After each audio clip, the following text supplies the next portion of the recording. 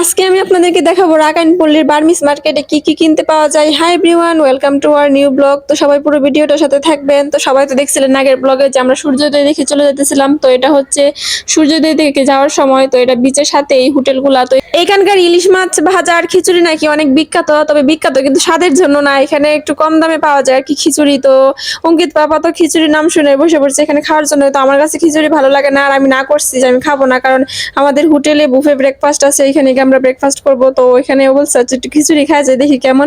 তো আমার কাছে খিচুড়ি ভালো লাগে না, এই জন্য আমি খিচুড়ি খাই নাই। আমি তো রুটি খাইছি আর ওরা খাইছে হচ্ছে খিচুড়ি। তো এখন আমরা চলে যাইতেছি।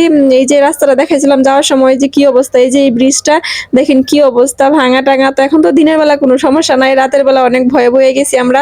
এই দিকটা কিন্তু পুরো গ্রাম, একদম মাঠ ঘাট আর মাটির রাস্তা। তো মনে হইতেছে যেন আমাদের বাড়িতে চলে আসছি। তো এখানে নাকি তরমুজ চাষ হয়। তো আমরা এখানে মাছ রাস্তায় দাঁড়াইছি আখের রস খাওয়ার জন্য। তো ড্রাইভার বলতেছে আমাদেরকে যে এখানকার আখের রস নাকি একদম গাছ থেকে পাইরাই না পরে বিক্রি করে। তো আমার কাছে আখের রস তেমন একটা ভালো লাগে না, এই জন্য আমি বেশি খাই নাই।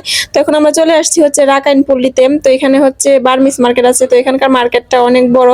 তো মার্কেটে হচ্ছে এখন আমরা ঘুরবো। এখানে আরো অনেক কিছু আছে দেখার। তো আমরা আগে মার্কেটটা ঘুরবো, তারপর হচ্ছে অন্য কিছু দেখবো। তো আপনারা সাথে থাকুন, দেখেন এখানকার মার্কেটে কি কি পাওয়া যায়। তো এখানে কিন্তু অনেক কিছু পাওয়া যায়, আর এখানে বিশেষ করে তাঁতের তৈরি জিনিস বেশি পাওয়া যায়। তাঁতের শাড়ি, তাঁতের থ্রি পিস, তারপর এখানে হচ্ছে অনেক চাদর পাওয়া যায়, সস্তায় পাওয়া যায় আর কি চাদর। তবে আমার কাছে এই যে চাদরগুলা ভালো লাগে না আর কি। তো আমার কাছে শুধু চাদরের মধ্যে ইন্ডিয়ান যে শালগুলা পাওয়া যায় এগুলাই পরতে ভালো লাগে। তো আমি এই জন্য এখানকার চাদর কিনি নাই। তবে আমি এখানকে তাঁতের থ্রি পিস দেখছিলাম। তবে এখানে আমার কাছে মনে হয়েছে যে দাম চাই তার চেয়ে মানে ঢাকা থেকেই কিনতে পারবো। তবে পর্যটন এলাকায় সবসময় সবকিছু জিনিসপত্রের দাম বেশি হয়। তো এখানকার দেখেন খাটের তৈরি জিনিসগুলো কত সুন্দর। তো এখানকার প্রত্যেকটা মানে এক একটা পিস ওরা 100 টাকার উপরে করে বলতেছিল। এগুলা আর আমি কিনি নাই, কারণ এইগুলা খাটের তৈরি অনেক খেলনা আছে অঙ্কিতার। তো এখন আমরা আচার দেখতেছি, আর কালকে রাতেও কিন্তু আমরা অনেক আচার কিনছি।